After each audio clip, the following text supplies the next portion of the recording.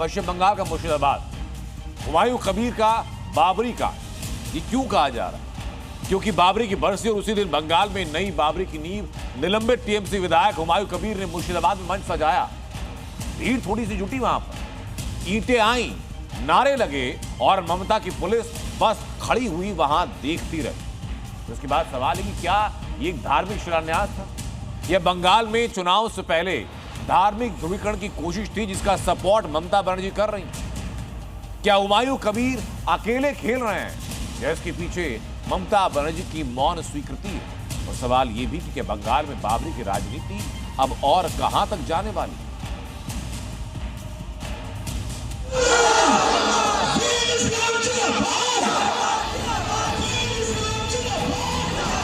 मुर्शिदाबाद का police, state police सारे मुझे को सपोर्ट दे रहा है। हुमायूं कबीर ने कहा नई बाबरी की नींव रखेंगे और मुर्शिदाबाद में बाबरी की नींव रखी गई।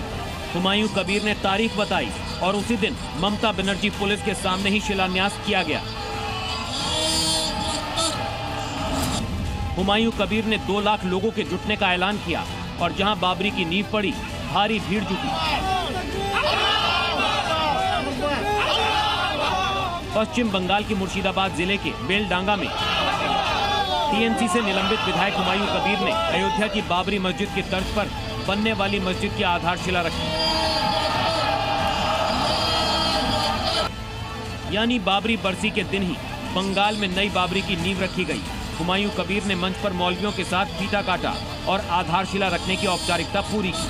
इस दौरान नारे तकबीर, अल्लाहू अकबर के नारे लगाए गए। कार्यक्रम में 2 लाख से ज्यादा लोगों की भीड़ जुटी और इस कार्यक्रम में बंगाल के कोने कोने से भाईजान पहुंचे।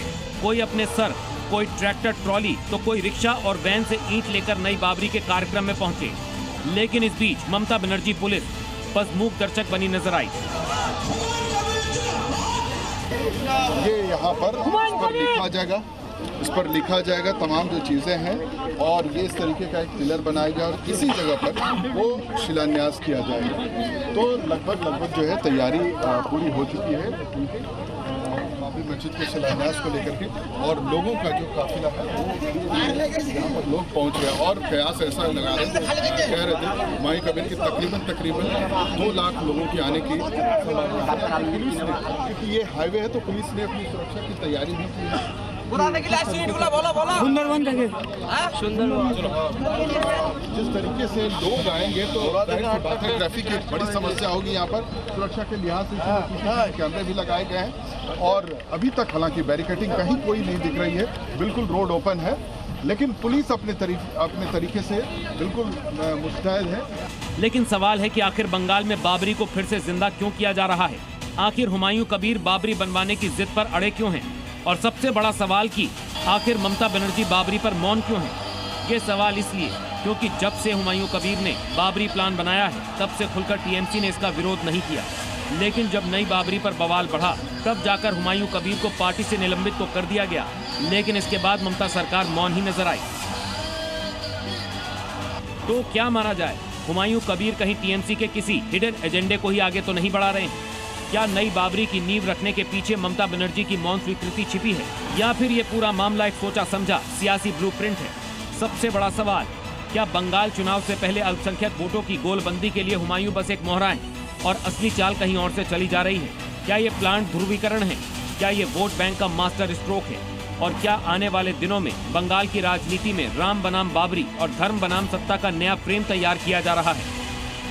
क्योंकि हुमायूं कबीर भी ये मान चुके हैं कि नई बाबरी की नींव डालने में ममता की पुलिस का पूरा साथ मिल रहा है। इधर बंगाल में बाबरी की नींव रखी गई तो सियासत भी गर्मा गई और यहाँ तक की चेतावनी दी जा रही है कि बंगाल में बीजेपी की सरकार आएगी तो बाबरी की एक एक सीट उखाड़ दी जाएगी।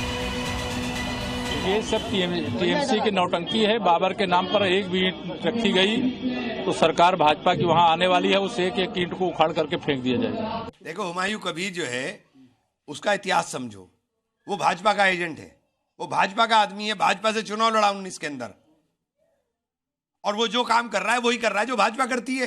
बाबर का बाप भी उमर शेख मिर्जा फिर से जो है वो अपने कब्र से निकल करके और बाबरी मस्जिद बनाने की हिमाकत और हिम्मत करेगा तो ज़मींदोज़ होगा। अब सवाल यह है कि आखिर बाबरी के नाम पर छिड़ी यह आक्रामक जंग कहां जाकर रुकेगी।